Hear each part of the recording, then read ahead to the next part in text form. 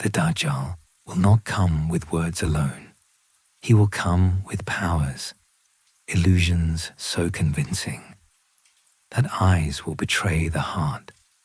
The Prophet Muhammad, peace and blessings be upon him, said he would come to the people and invite them to a wrong religion, and they would affirm their faith in him and respond to him.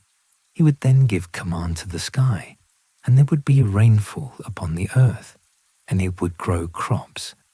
Then in the evening, their pasturing animals would come to them, with their humps very high, and their udders full of milk, and their flanks stretched. He would then come to another people and invite them, but they would reject him, and he would go away from them, and there would be drought for them, and nothing would be left with them in the form of wealth. This hadith reveals the sharpest test of loyalty. For those who follow him, blessings will seem to fall from the sky. Rain will water their lands, crops will flourish, animals will return heavy with milk and strength, wealth will surround them. But those who reject him will suffer drought. Their land will be barren, their animals will wither, and their wealth will vanish. It will not be only a test of belief, it will be a test of survival. Will you hold to faith even in hunger, or will you trade your soul for comfort?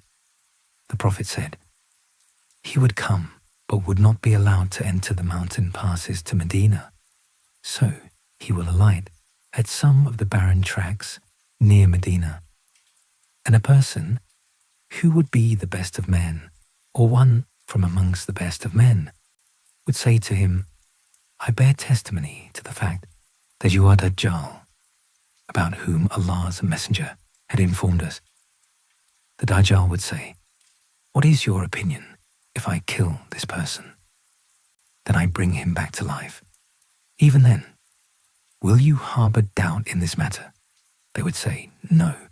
He would then kill the man and then bring him back to life. When he would bring that person to life, he would say, by Allah, I had no better proof of the fact that you are the Dajjal than at the present time.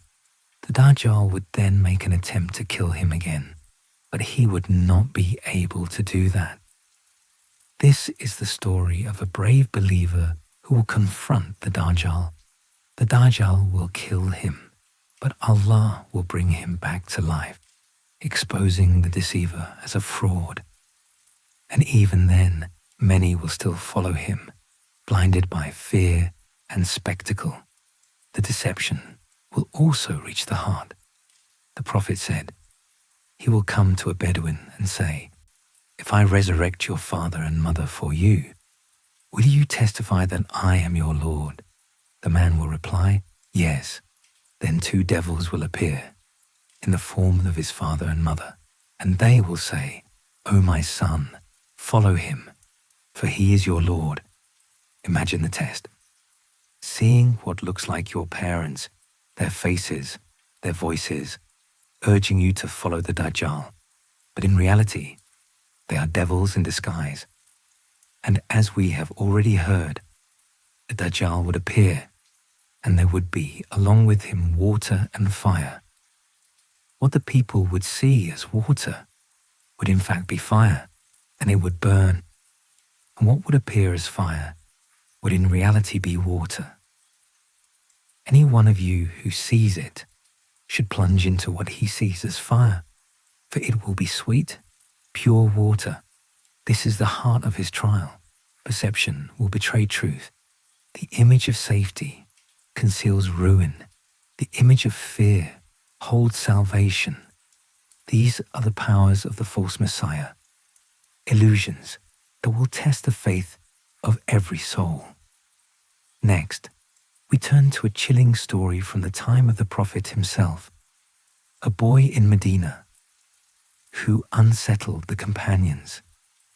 A boy they suspected might be the Dajjal.